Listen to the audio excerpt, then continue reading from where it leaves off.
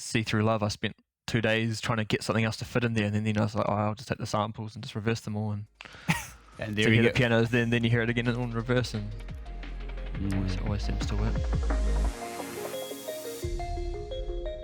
And we're on. Welcome everybody to another episode of the Last Week Liquid podcast. Today I have the pleasure of sitting down with Sam, better known as Tokyo Prose. Sam is a drum and bass producer and DJ hailing from New Zealand, with releases across the likes of The North Quarter, Footnotes and Solar. For over a decade now, he has crafted and perfected his very own version of the soulful, piano-driven liquid drum and bass that we all adore. You can catch his latest release, the 12 Tones EP, out now on The North Quarter. Sam, welcome to the show. How are you doing? Yeah, good man. Thanks very much for having me. It's good to be here. My pleasure. Was a bit of work to get the scheduling aligned. You're in New Zealand. You're in the future. Stupid joke, I know, but never gets old. Sorry, I had to do it. But so Thursday morning, Wednesday night for me here. How are things going, man? How are things in your life at the moment? Yeah, pretty good. Pretty hectic with sort of Omicron sweeping through at the moment. But yeah. So good sort of.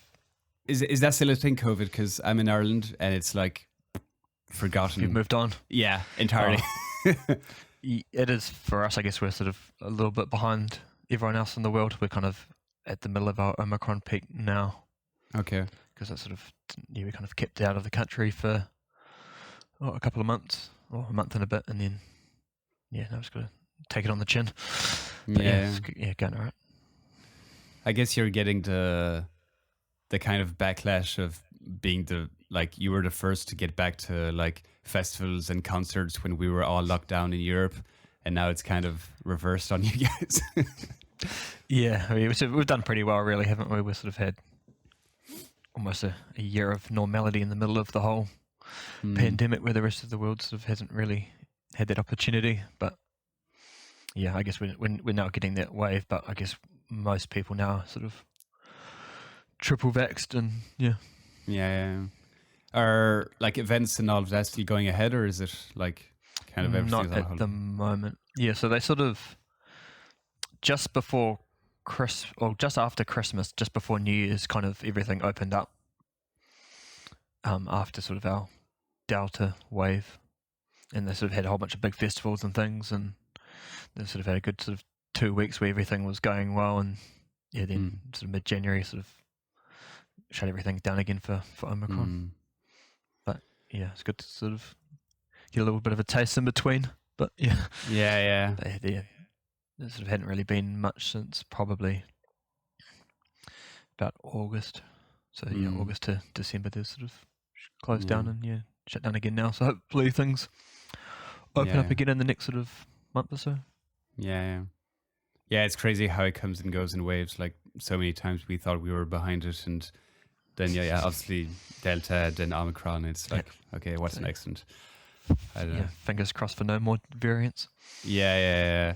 And I feel like, at least in Europe, I don't know how it is in New Zealand, but here in Ireland, like they've lifted every single restriction, even mask wearing and all of that, and it feels very, I don't know, touch wood, but like it feels very hard to imagine that they would go back to like whatever restrictions people. I don't think people would like adhere to them. So I don't know. We'll see. Yeah, but yeah, hopefully all over soon. Yeah. But just on another topic, just thought of this. You're the first Kiwi I get on the show, so I do have to ask you: are you a rugby fan or not? I am. I sort of was more so in the past. These days, I'm sort of not as into it. But yeah, okay, pretty Kiwi thing to do. Although I guess a lot of the time, people that I talk to in drum and bass are kind of that sort of quite anti that whole sort of rugby mentality of New Zealand. But they're what, anti?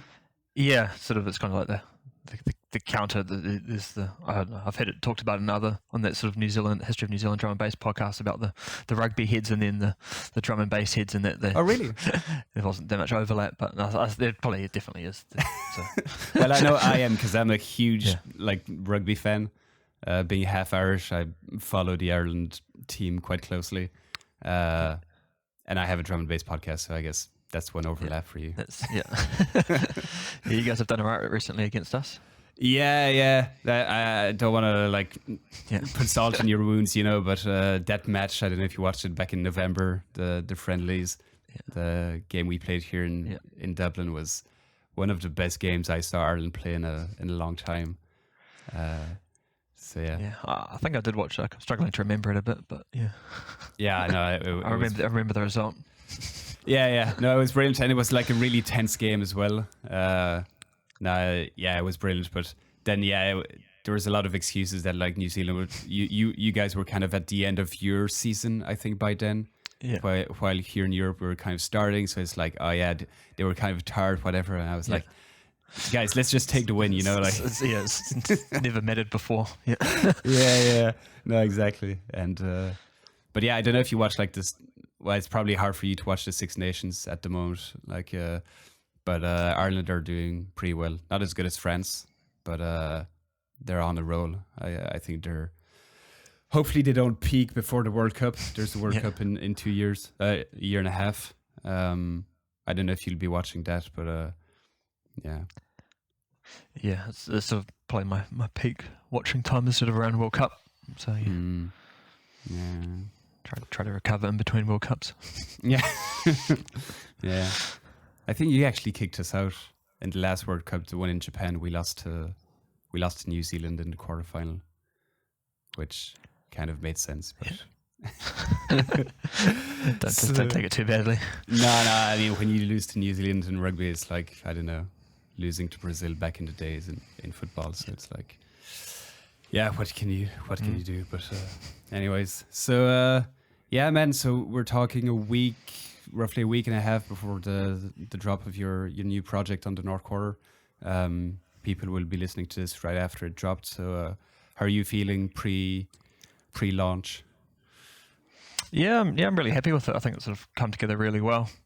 I guess in terms of what I was aiming for with the EP, in terms of just trying to sort of infuse as much sort of music in there as I could, I was sort of really happy with the outcome, and just, super stoked with how the artworks turned out, and the remix that Saddle's done's awesome, and good to get FD on there as well. Been chatting to him for a long time, so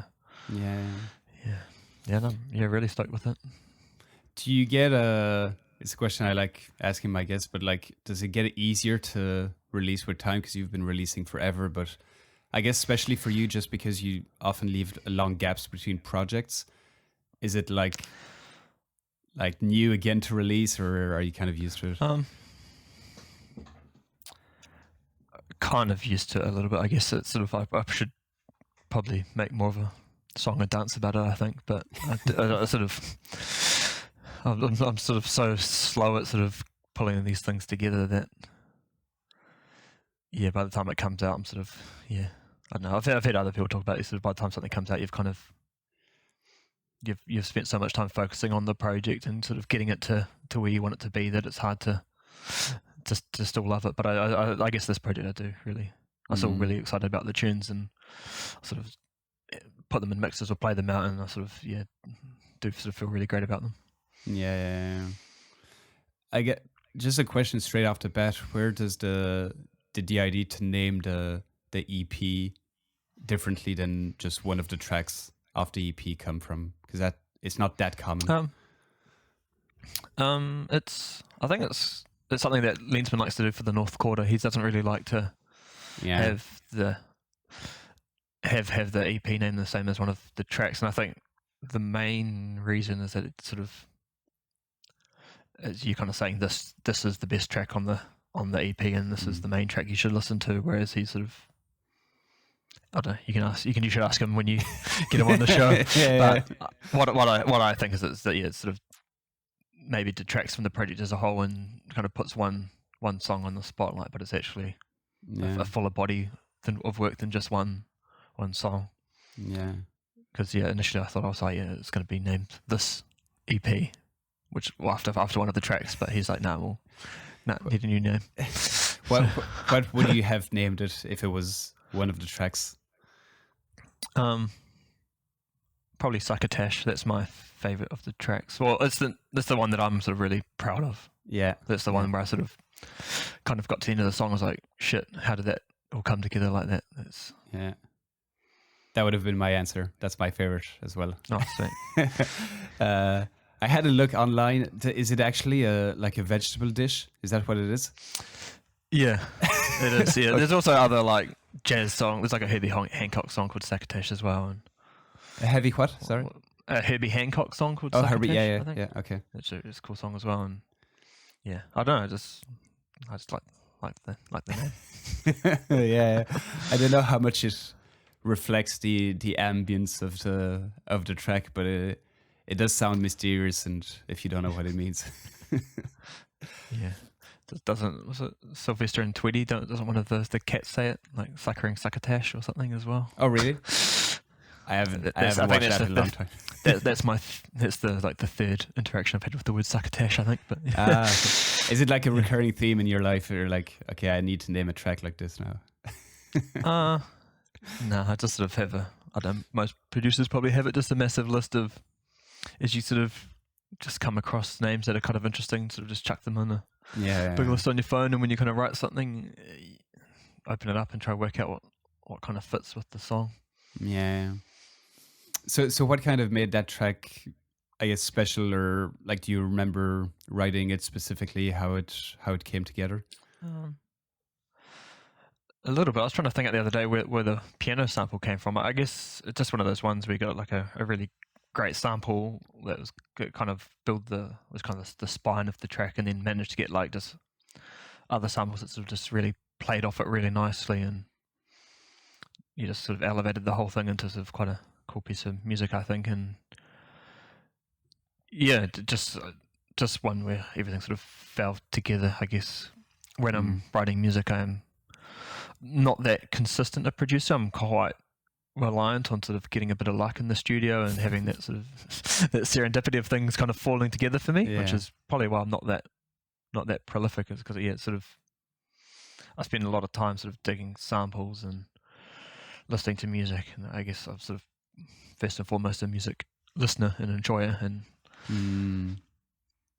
you just sort of that luck of kind of, you get this piece of music and you're going to search through your samples and all your library and sort of just keep playing with stuff, and things they just fit sometimes, and that kind of really happened with that. And it was 3 or 4 different samples, all from totally different bits of music, and they all just sort of seemed to work. Yeah.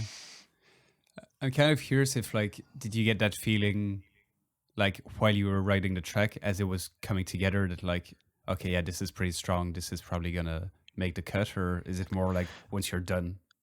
And I don't know, when I'm writing music, there's always like a little bit of it. If you kind of get like a really kind of something kind of going, there's always that little bit of excitement, and you kind of just want to just kind of ride that feeling and wave, and just kind of flesh out as much of the sort of the key idea, and sort of trying to capture that magic or whatever you think you've got. I think I did sort of have a good feeling about the song when I wrote it, but then there's other songs that I've written and I've gotten to the end and I've sort of just gone, don't know if I like it. Like, I think at the end of when I'd written Innate Motion, I'd sort of the working track was nah. Because I read. I don't know if I don't know if it's good or not, and I was sort of like, nah. But then now when I look back on it, it's like probably one of the favorite things I've done. But I just sometimes and sometimes you're sort of not so sure. Yeah, but I think that's where a really good label and really good A&R steps in, and they can kind of look at the 10 tracks or whatever that you're proposing to them, and they can really say, okay, this one is special, these others are kind of average. And I guess that's a big role that Lenson plays. Yeah, and he's sort of super hands-on. I'm not sure if you've spoken to others about it, but he's very involved, and he'll put the microscope on everything, and he's got a great ear, and kind of definitely knows what he likes, and he's usually right when I look back on it. Yeah, well, he has a good track record. So I do really trust what he says when I'm sort of sending him stuff. He's like, this is a great track, but do this, or this one probably not for me. And you look back on it a few months later, he's probably right. So these days I sort of just kind of Yeah. Pretty happy to just take him as what he's saying straight away. Yeah. How hands-on does he actually get? I haven't really digged into this with previous Northcore guests. Pretty hands-on when he needs to, I guess. All people that when they write music will probably put the microscope to their own work, and I guess Lensman will put the Hubble Space Telescope up to it and right, and he'll I guess maybe that's the sort of that value of having a new set of ears that he'll just kind of pick up and say, oh yeah, at so many seconds, just put a little bit more reverb on that, or you just need to turn a tiny bit of reverb up on the hats, or just move this a little bit here. And if he needs to, sometimes I'll send tracks and he'll be like, yep, that's it, done. Yeah. And won't say anything, and you're like, phew. No, he's got a pretty high bar. Yeah. Is that something that's sometimes like hard to take in? Like if he's like more reverb here, less reverb there, more here, less there, and you're like, actually, I kind of like it, and it's pretty subtle stuff. So it's not. It doesn't really change the artistic feel of the music. It's not like I feel like, oh, he's just totally taking on my track and trying to turn it into a Lensman track. I sort of, it still sounds the same. It just sounds better, you know. Like I don't. I've never had. I know some artists don't like people telling them how to make their music, and I've never had that problem. I've always sort of been open to other people's opinions and all ears, to particularly to people that I sort of really respect. Yeah. I guess if it's in the mix down phase, that's different, because you can make subtle changes. Even like musical phrasing and things like the tune's got to be at a certain point before you'll even get into those sorts of discussions. Like it's got to either you've kind of caught something when you're writing your music, or you haven't, and if you haven't, there's no point getting into these discussions and trying to turn it into something that's going to make it. It's got to be all pretty much there before you even get into that sort of level of detail. Yeah. How did your collaboration with the Northcore start? Like, when did you guys get it introduced and all that? So I've been chatting to Lensman for like probably 12 or so years now. So when I started getting into the mixing and stuff, I was sort of really into his music and sort of started sending him pretty early stuff. So even before we'd released anything properly, so I guess the first proper release that we did was that introducing Tokyo Prose EP, and I was chatting to him before that, and like I think when I wrote Saving Grace, he was sort of the first person that after Jeff that I sent it to, and he was like, yeah, this has got it, like, and just sort of did a few tweaks to the drums, and he was the first person to sort of jump on that. So he's sort of been a strong supporter from the start. So and then sort of chatting to him for years and years, and I guess when the North Quarter started, I sort of took a keen interest in that, and then I guess at the time I was sort of more focusing on Samurai and Solar, but sadly one of those doors shut, and then the other door kind of, I guess, Samurai music kind of progressed in a sort of direction that was kind of different to what I was doing, so there wasn't really such a good fit anymore. And sort of chatting to Lensman, and I think I was already talking to him about doing an EP before those other doors kind of shut, and that kind of made it all happen, I guess. Yeah. Didn't your album come out as like an EP that was supposed to be on Solar, and an EP on the Northcore that you kind of put together? I think I read something like that. Yeah, so I had a EP, like a forfeit EP for Solar. So there was, when Marcus sadly passed, I think there was 4 EPs left. There was a Mako one, a LSB one, a Tokyo Prose one, and a Spectrasol one.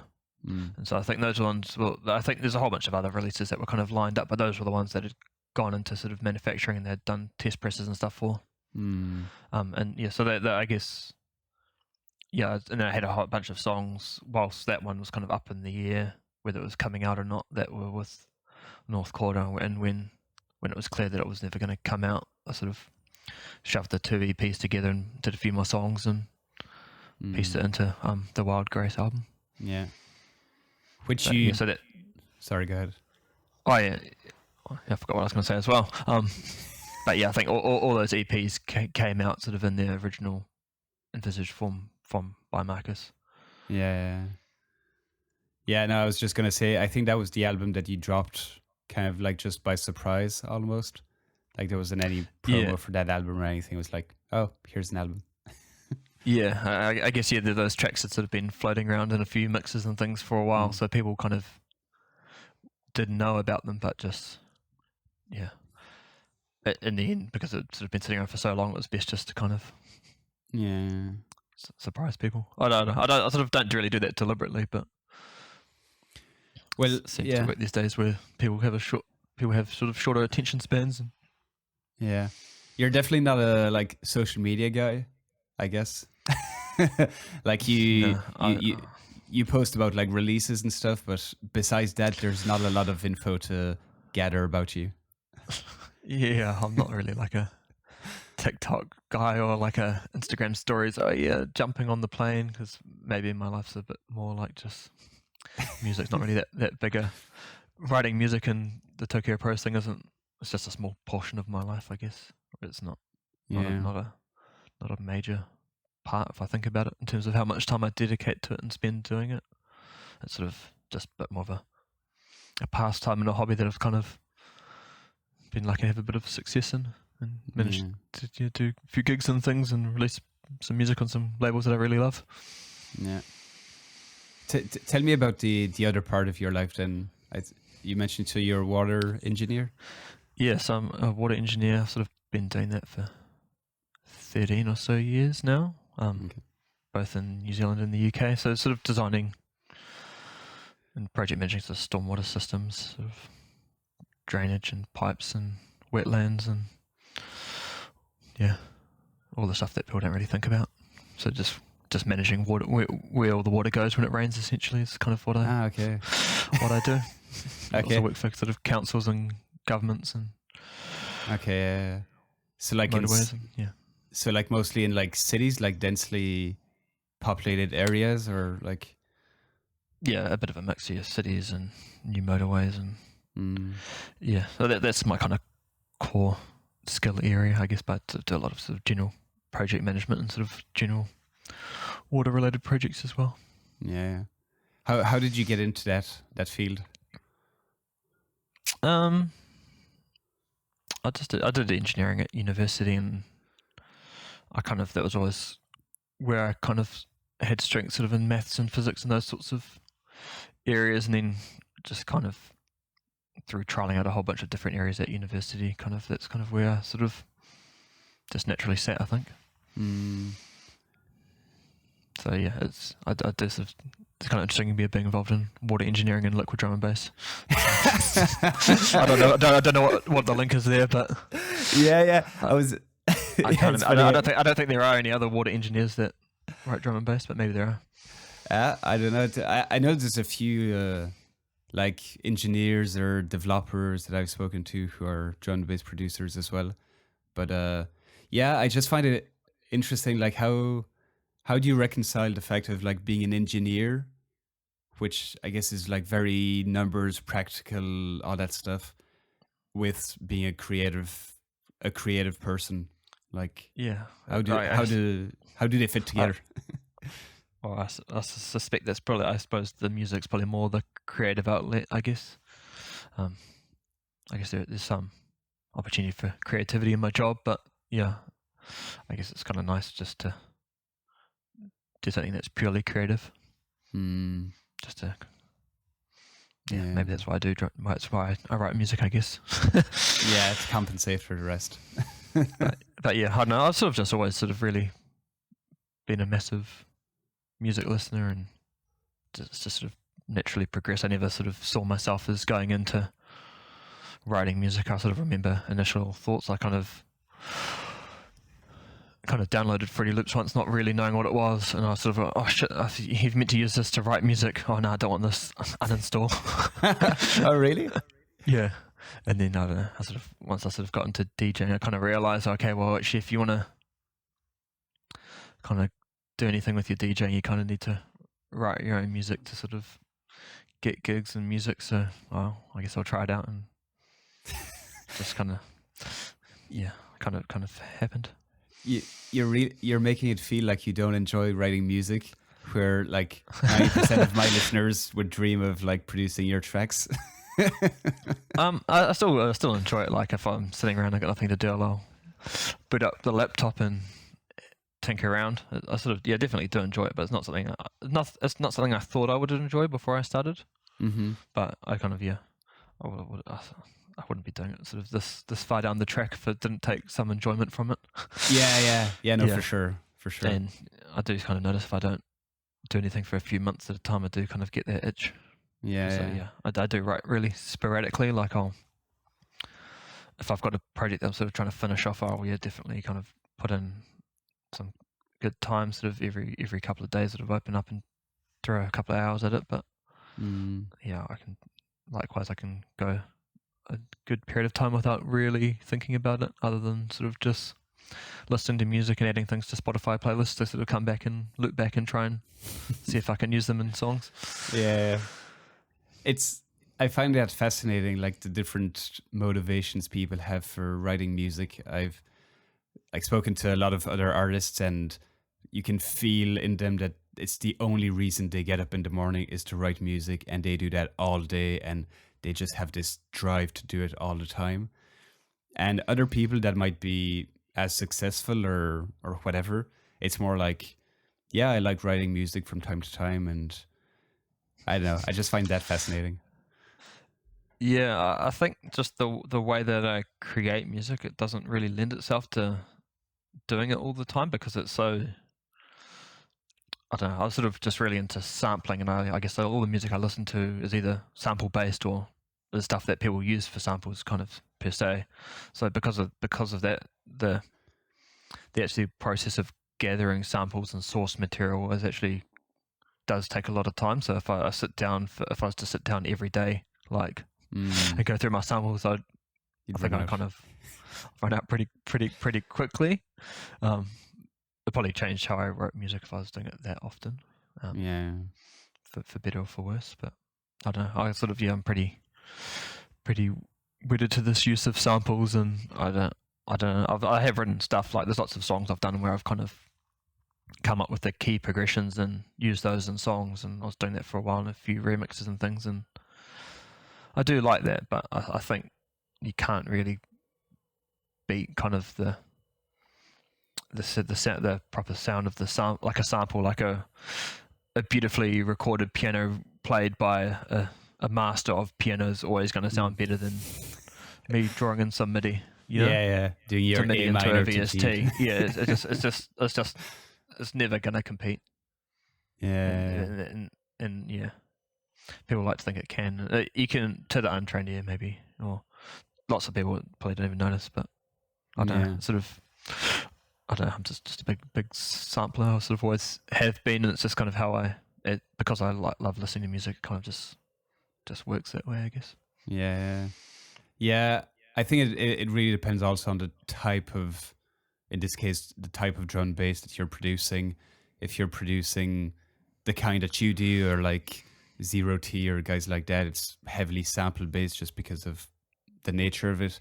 If you're more on the techie side or whatever, then you can get away with some chords quickly in MIDI, like because the focus is more sort of on the bass and the mix downs and the kind of the sound design and how it sort of all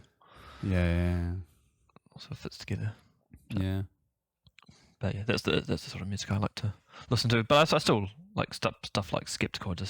He's one of my favorite artists, but it's just not the sort of thing that I can do. I just don't know how to do it. And if I tried, I would never sound as good. So what's the No, it's important. What's the point?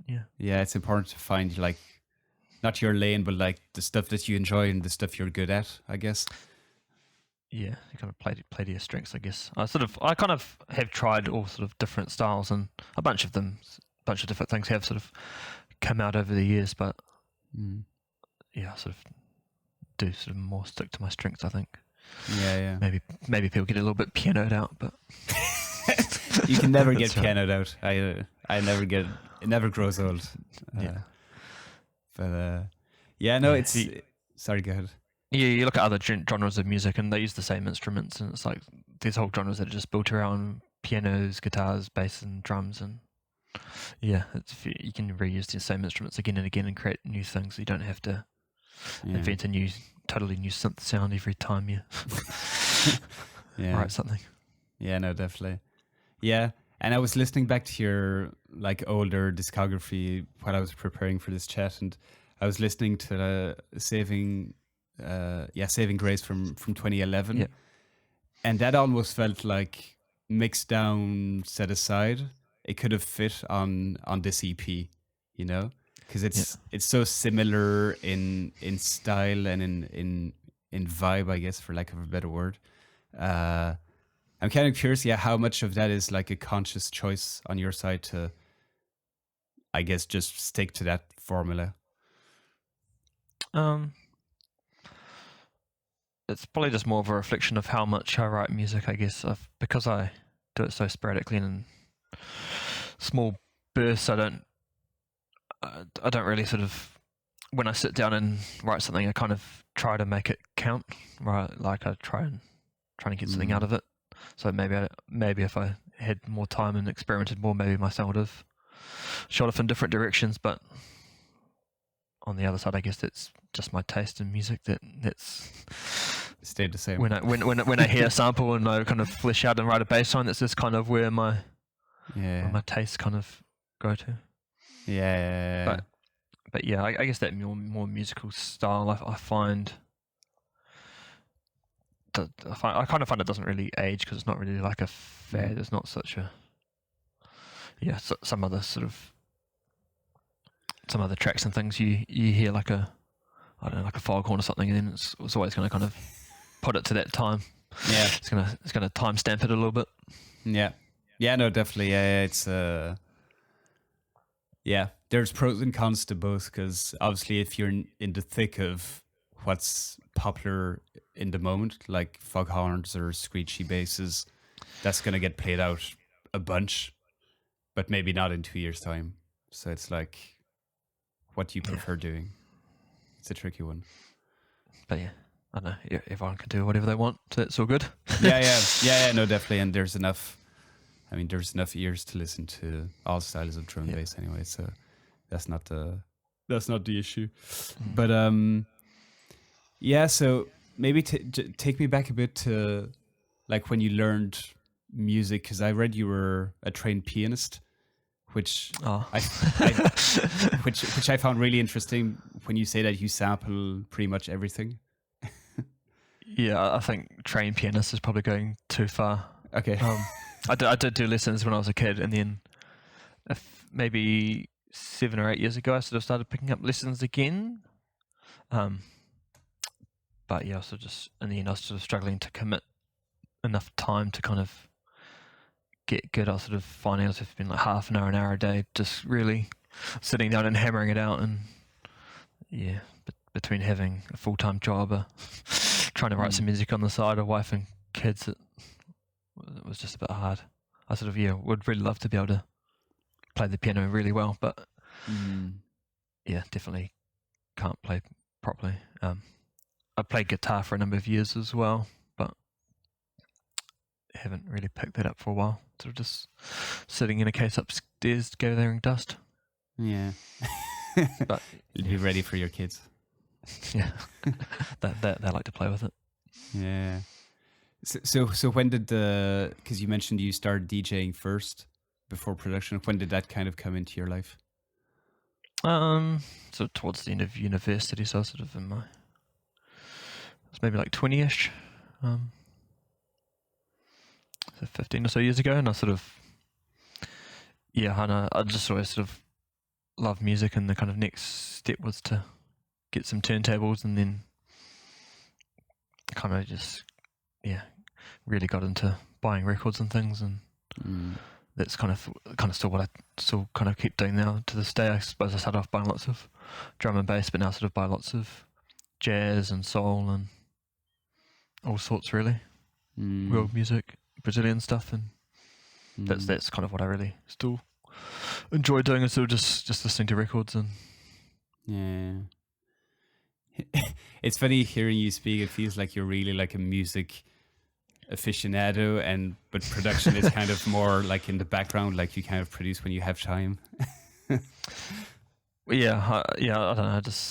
I've kind of come across this concept recently of sort of music for well-being, and I kind of just like the idea of some people go off and do yoga, some people go for a run. I guess I just like to sort of sit down and listen to music, or it's kind of what gives me sort of well-being, I guess.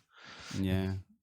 I guess the music that I write is kind of a sort of a byproduct at the very end of that process. Yeah. It's interesting. It's something I started doing recently with my wife, is to like just sit down and listen to an album like from start to finish and not do anything else while we're doing it. Yeah. And like I used to do that when I was like a kid and at home, and I'd have my CDs, and then I'd come back from school and pick the CD, and usually Blink 182, but could be something else. We've all been there. And then I didn't do it for years and years because life and stuff, and started doing it recently again, and it feels amazing. Like just sitting down, choosing an album and listening it from start to finish.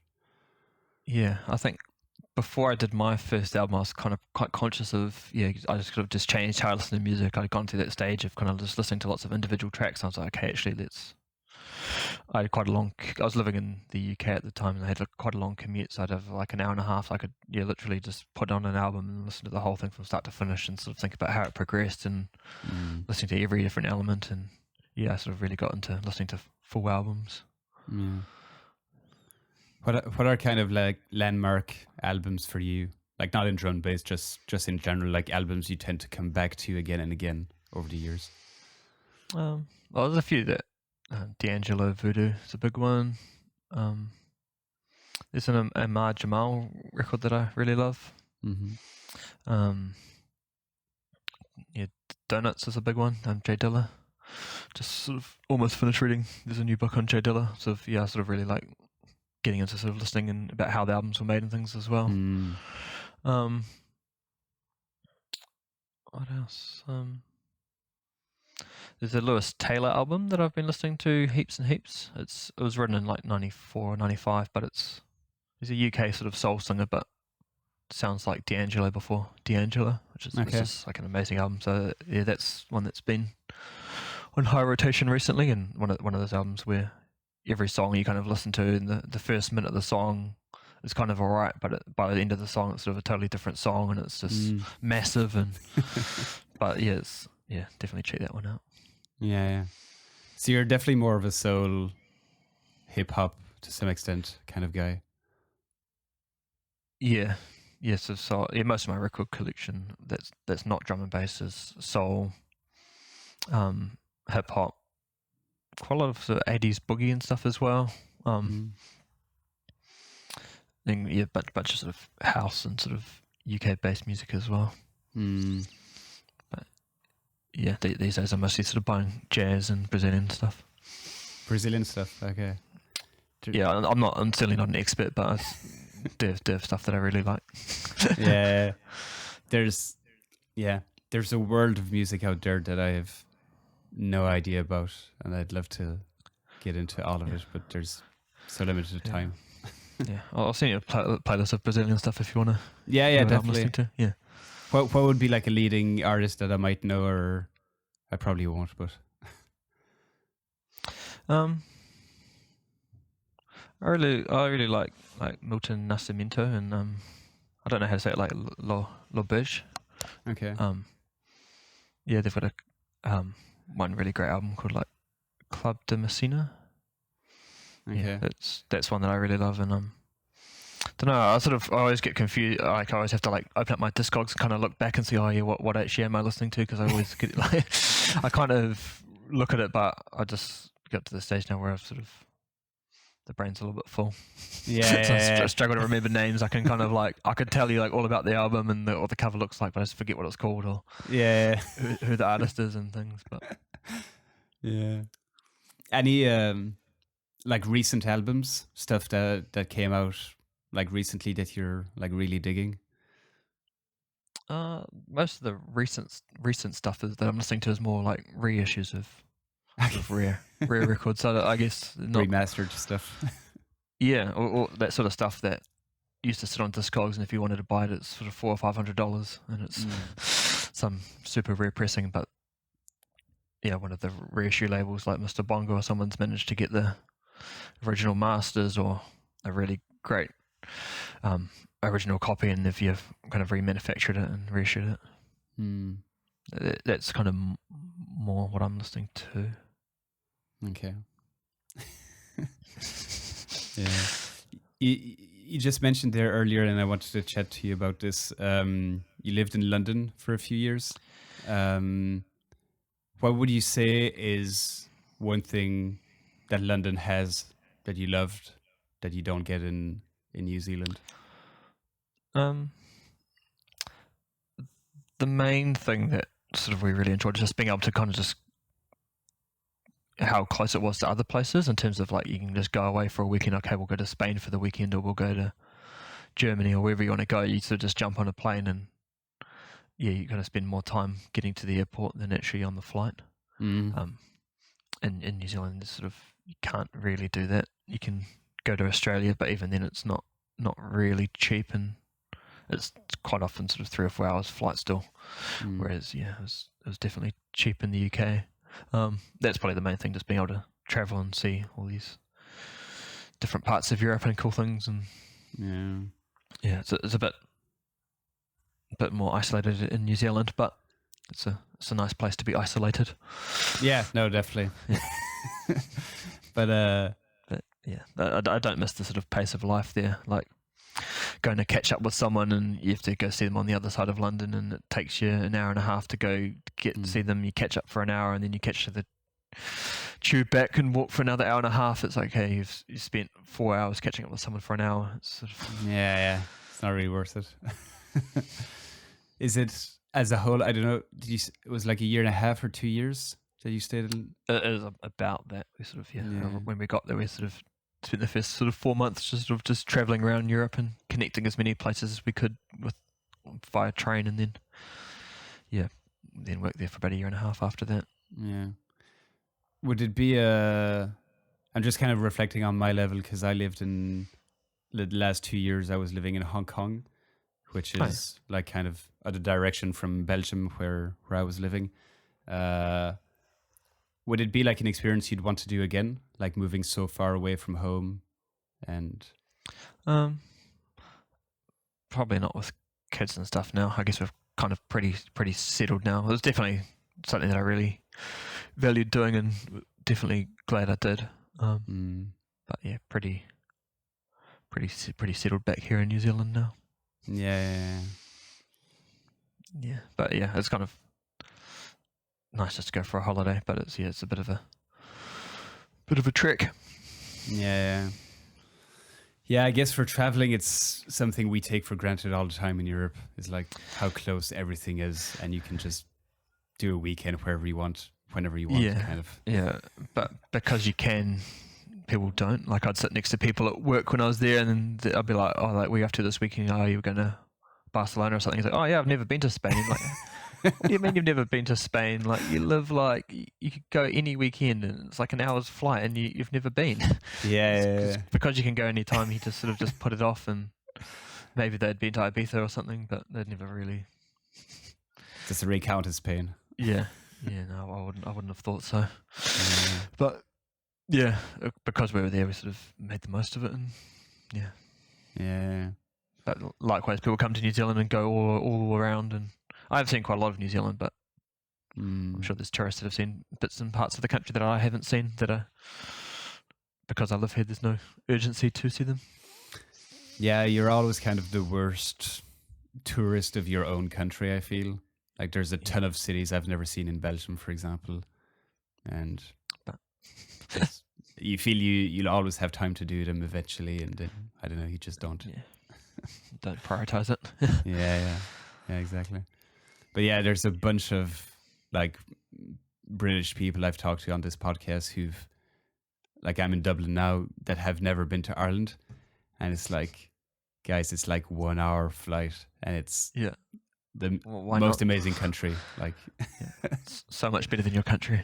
exactly, like on so many different levels. I'm kidding, but no, it is a beautiful. I don't know if have you ever been to Ireland?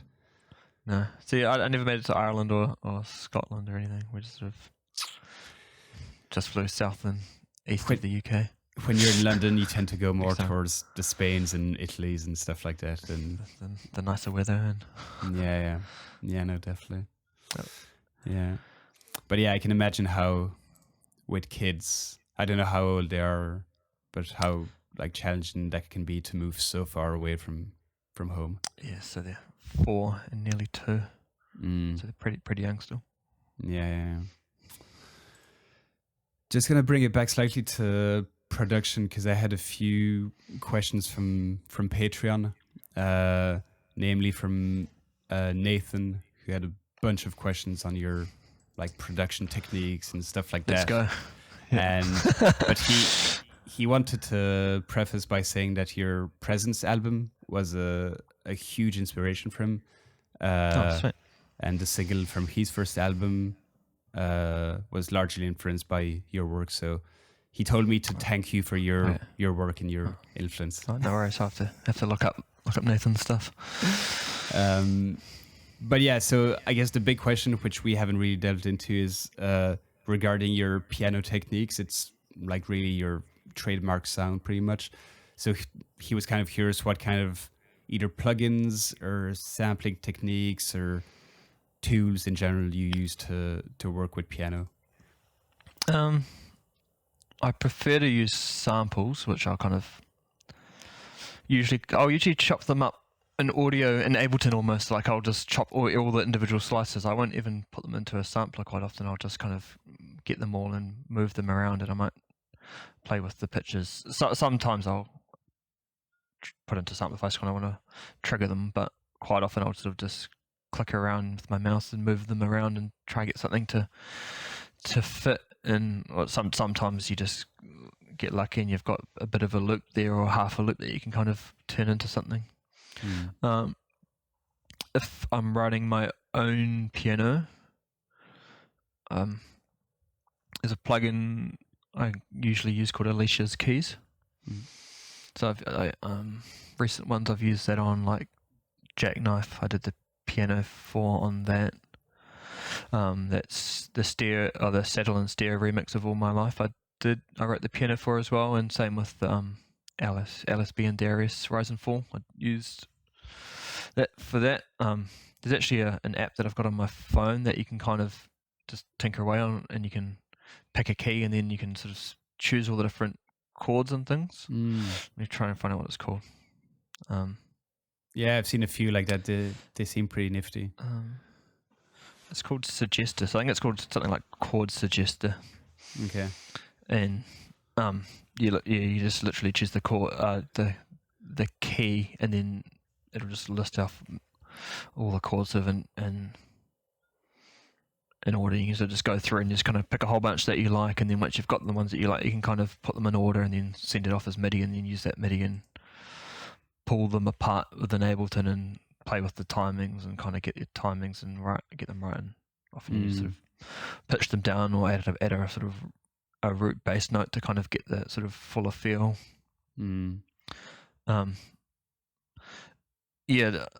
That I kind of haven't really been using that technique recently. I kind of did those few remixes in Jackknife, and I kind of want to get back and onto the sampling. But the sampling stuff, I don't think there's any big secrets as to how I do it. It's sort of the secret is a good sample, and finding a great sample, or kind of the other thing is actually just getting lucky with how you piece it together. Sometimes, like the sample for Saving Grace. Like I probably tried using that 3 or 4 times before I kind of got it to click. And I kind of opened up the samples. Like, oh, there's actually some great hits here. Maybe I'll try it again. And I just within the last year, started playing with the sample again, trying to create something new, and just couldn't get anything. So I don't know how I managed to turn that sample into a nice riff, but sometimes you just get lucky. Yeah. And then other times it's sort of a loop and you just reverse parts of it, or it's more the secret, I think, is kind of turning that loop into a whole song, and how you do that by often you just take it and reverse it.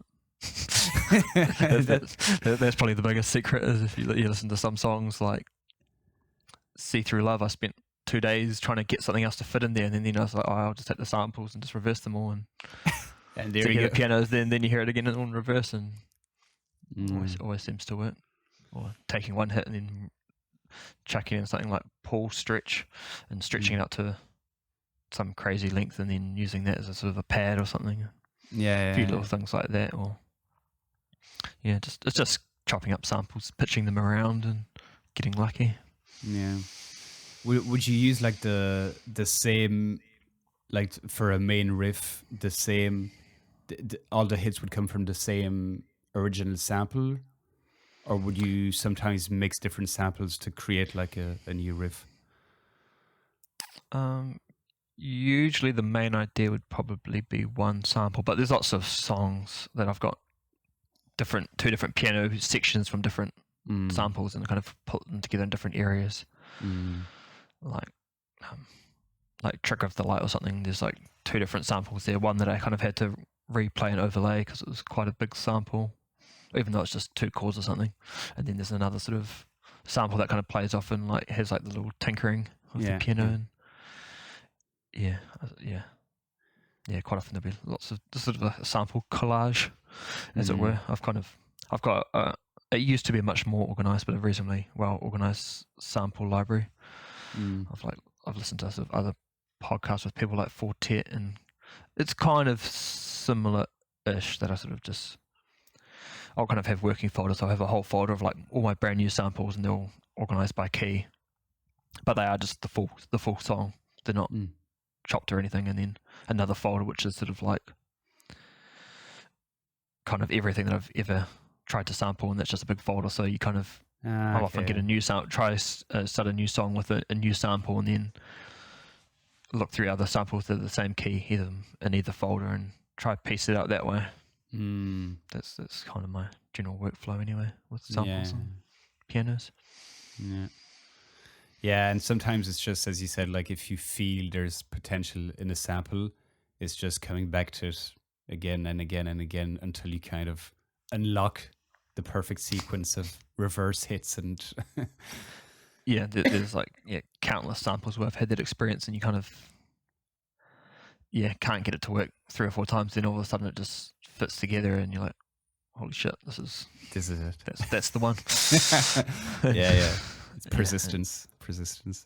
But you got to kind of try and make sure it's not too obvious as to what you've sampled, and you kind of do sort of make you got your own sort of twist on it. Yeah. Nathan also asks, what is your vision for future releases? That's a big question. My vision or my plans are how do you envision, I guess, the future of Tokyo Prose? Don't know. I've never been someone who's had a whole bunch of kind of releases lined up. Like sometimes you see talk to people, and they're like, oh yeah, I've got a release signed up for North Quarter, this label, this one, and then I've got another one, and it's like I've only ever been like a one project guy. So it's like I've kind of finished this project, then move on to the next thing. So I've got a couple of new tracks I've written since that I'm pretty excited about, which I've got a label keen on. So I don't know. I sort of every time I write an EP, I kind of or an album or something, I always think, oh, this could be the last one. But so far, there's always been another. So I never quite know. I kind of let it develop quite organically rather than being too deliberate with it. So I kind of write the music first, and then kind of worry about how it's going to come out. There's something I also wanted to ask you, because a lot of newcomers, beginners, one thing when they start releasing, and I know I've been there as well, is you feel you have to continue to release so people kind of remember your name, and you're like, shit, I haven't released anything for 2 months. I need to have something out, and you kind of feel that pressure. How do you deal with not feeling that way? Or maybe you do and you just hide it very well, but like having long gaps of time between projects and being, I guess, comfortable with it. I guess it probably comes from the fact that it's kind of more of a side gig for me. I guess if it was my main hustle, then I probably would be a bit more worried about having to release projects regularly and trying to kind of gather momentum and get gigs and get people's attention. I guess I'm pretty lucky that I've come at the stage now where the handful of labels that I really love and listen to in drum and bass, I have relationships with them, like people like Lesman and LSB and whoever else. Like I kind of know where my music's where I'd like my music to come out, and if they're not interested, then the songs probably aren't strong enough to come out anyway. So I'll kind of just move on. So I'm kind of lucky that I'll, in that respect, I guess it's I just don't really think about it. I sort of I've never planned on music being a full-time gig, so I kind of just do it for my own reasons rather than other people's. So I don't really seem to get hassled for people asking for music, or I never see you when I'm saying, oh, what's Tokyo Prose up to? He hasn't released anything for a year or something, and no one ever hits me up and says, oh, what's happening? Like the last EP I did was that Gossamer EP, and that was 2020, was it? Maybe 2020, so Octoberish, and I don't think anyone minds. No one vocalizes it to me that they want more music. So well, I'm sure people are happy when new music comes out, and it kind of gives that extra flavor of like, shit, we haven't got an EP from Tokyo Prose for the last 2 years, and now it's finally dropping. Yeah, it does put a bit of pressure on to make sure it's good. Sounds all right. Yeah, you can't, can't leave people starving, then feed them shit. Yeah, no. Well, once that's again coming back to the North Core. That's why you partner with labels like that. You're sure it's gonna be like curated. So another question from Nathan here. He was asking dream collaborators, either in drum and bass or outside. Any jazz artists? ?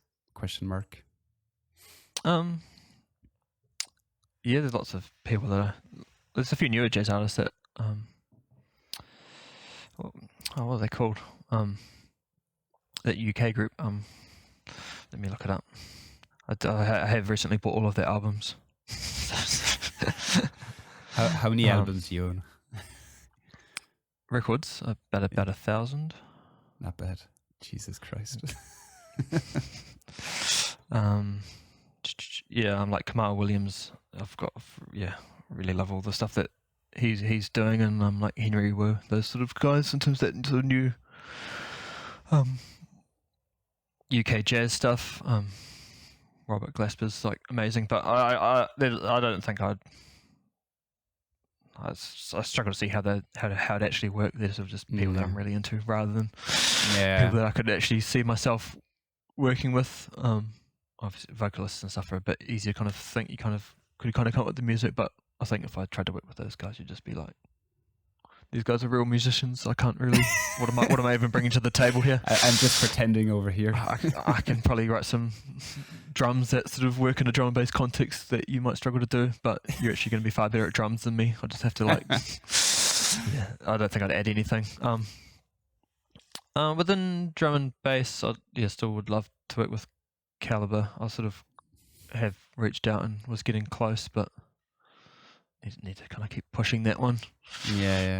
Again, not too sure what I bring to the table, but it'd be hard to might be hard. I guess there are always sort of comparisons when there's someone like that sort of has written the blueprint for the genre.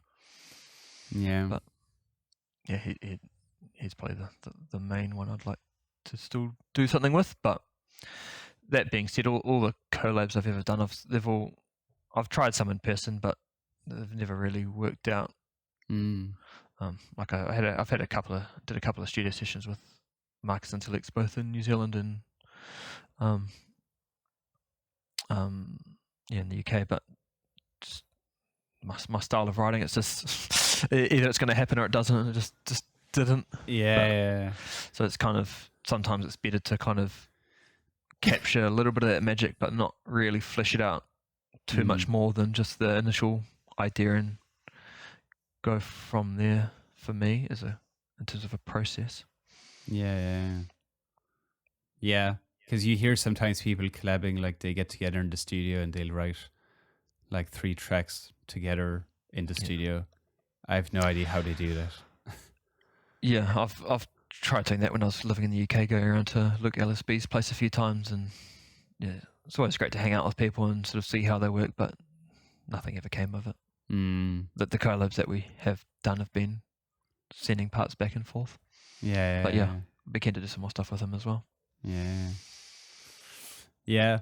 Coming back to Calibre, obviously, like it feels like a natural collaboration because of your styles, but sometimes I wonder maybe if your styles are a bit too similar, that I don't know how much it would bring to the table, but then again, I'd love to see what you guys would do, so I don't know. Yeah, I don't know. I guess he's sounds like he's kind of moved a bit away from that sort of sampling type approach, so maybe I can sort of bring some of that back, but yeah. He certainly doesn't need me. Yeah, no, well, yeah, I'll keep pushing. Yeah, no, definitely. That's sort of, in terms of the drum and bass bucket list, it's probably the last thing on there, to be fair, for me. Yeah, I've been pretty fortunate to kind of do everything else that I'd sort of could have hoped to achieve. Yeah, I think that's a great note to slowly wrap it up. I do have one last question topic, I guess, and that's just purely out of self-interest, is about your track "Tell Me," which is one of my all-time like favorite Liquid tracks, and I guess the track that a lot of people might know you from or discovered you with. And yeah, just kind of curious if you remember either writing that track or how it came about or anything about it, really. Yeah, I wrote that when I was still in the UK. I guess it was a track that I wasn't really too sure about when I'd sort of written it. At one stage, I was almost going to do it as a free giveaway. I sort of wrote it reasonably soon after finishing the Presence album. One of those ones where it just sort of fell together. Like, I think the piano there's a reverse piano just from a sample pack, so it's not some sort of deep cut sample. And I think I've actually used the pianos from that same sample pack for a few other tracks as well. I don't know. Maybe I shouldn't say what it is. I'm sure people want to know.